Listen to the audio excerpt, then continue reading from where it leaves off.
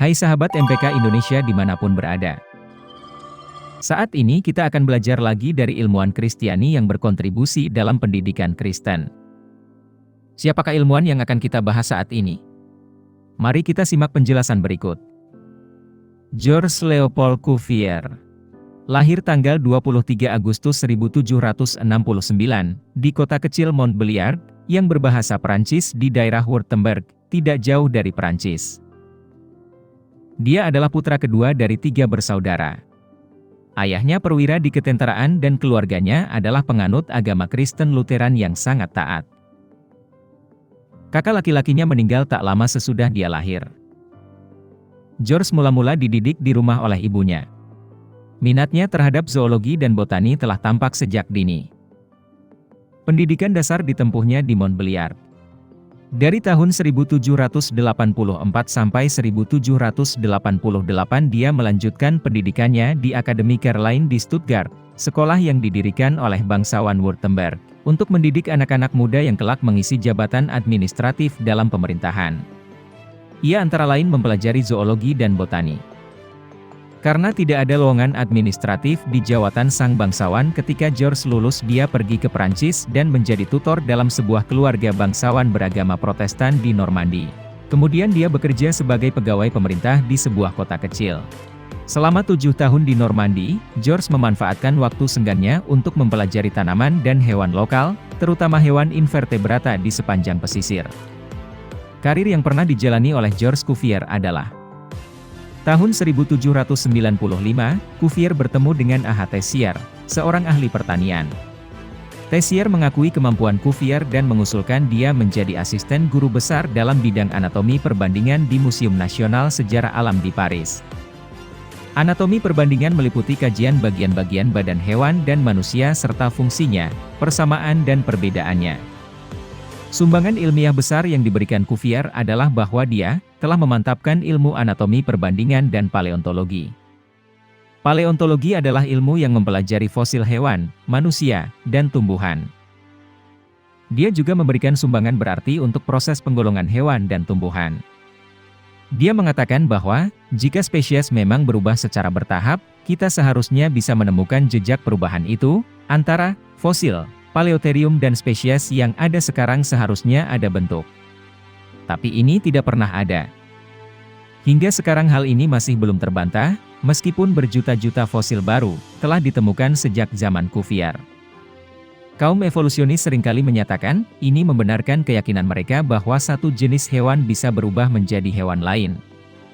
Tapi masuk akal juga bahwa kesamaan ini disebabkan karena pencipta yang sama merancang dan menggunakan pola yang sama untuk fungsi yang sama pada jenis hewan yang berbeda. Cuvier sendiri menolak gagasan keserupaan struktur tulang sebagai dasar pembenaran evolusi. Dalam mempelajari anatomi berbagai hewan, para ilmuwan kadang menemukan organ yang fungsinya tidak diketahui. Organ semacam ini dikenal sebagai organ vestigial. Kaum evolusionis mengasumsikan bahwa organ-organ ini adalah sisa dari organ yang dulu berguna bagi nenek moyang, makhluk yang berevolusi. Meskipun Cuvier mengakui bahwa organ vestigial ada dan karena itu harus dipelajari, dia tidak menganggap hal itu penting, karena 2 alasan. Pertama, pada masa Cuvier tidak banyak ditemukan organ yang tidak jelas fungsinya. Kedua, Cuvier menganggap organ-organ itu sebagai bagian penting dari penciptaan, dan oleh karena itu keberadaannya pasti mempunyai alasan, sekalipun kita tetap tidak tahu. Latar belakang pendidikan dan apa yang dikerjakan oleh Cuvier. Selama masa kerjanya, tenaga Cuvier yang berlimpah dihabiskan untuk 3 karirnya yang saling berkaitan: pendidikan, administrasi, dan ilmu. Selama bertahun-tahun dia bekerja sebagai Inspektur Jenderal Pendidikan Tinggi di Prancis. Dia sangat berperan dalam pendirian universitas di provinsi-provinsi di Prancis. Dia juga konselor pada University Imperial di Paris. Jabatan administratif lain yang dipegang Cuvier adalah anggota Dewan Negara dari tahun 1813, 1832, dan Wakil Presiden Kementerian Dalam Negeri sejak tahun 1817. Salah satu tugasnya adalah menyiapkan laporan kemajuan yang dicapai dalam bidang ilmu selama 20 tahun sesudah Revolusi Prancis. Cuvier juga diangkat menjadi anggota semua kelompok ilmiah yang penting di Eropa, termasuk Academy of Sciences of the Institute of France dan Royal Society di London. Cuvier juga menyumbangkan keterampilan administratifnya di kalangan Kristen.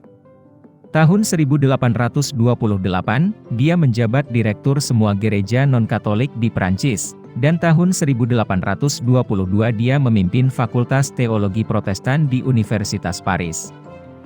Sebagai pengakuan atas jasa-jasanya bagi ilmu, pendidikan, dan administrasi, dia diangkat menjadi bangsawan Baron tahun 1831.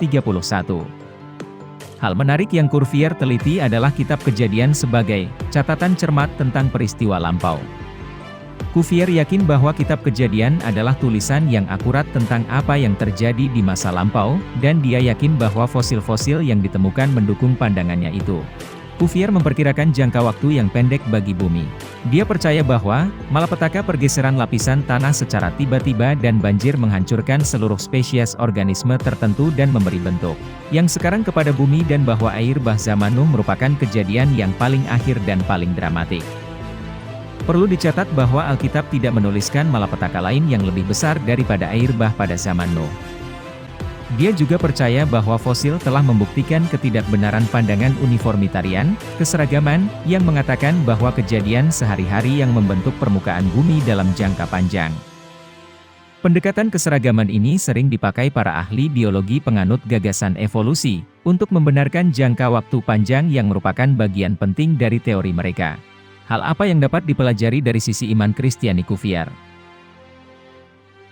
Georges Cuvier menikah dengan Anne-Marie Choquet de Trazaille, janda dengan 4 anak, tahun 1804.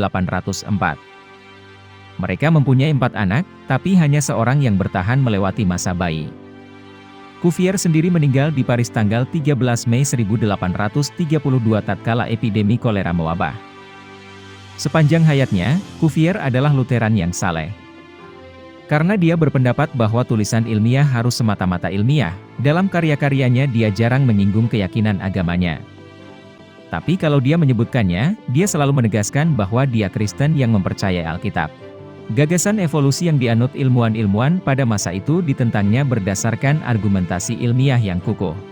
Reputasi Cuvier sebagai salah satu tokoh penting penentang evolusi dalam sejarah biologi, sepenuhnya dibenarkan. Belajar dari Cuvier, Tuhan memakai Cuvier untuk menegakkan kebenaran yang sudah diputarbalikkan dengan teori evolusi yang dicetuskan oleh Charles Darwin. Cuvier menjelaskan bahwa tidak pernah ada jejak perubahan antara fosil dan spesies yang ada sekarang. Semuanya ini ia dasarkan karena keyakinannya terhadap kitab Kejadian di mana Allah yang hidup menciptakan semua yang hidup, dengan berbagai bentuk yang berbeda. Hal inilah yang membawa nama Cuvier semakin dikenal di kalangan ilmuwan. Reputasi Cuvier sebagai salah satu tokoh penting penentang evolusi dalam sejarah biologi sepenuhnya dibenarkan. Nah, sampai di sini dulu ya pembahasan kita. Semoga bermanfaat pembahasan kita saat ini. Tuhan Yesus berkati.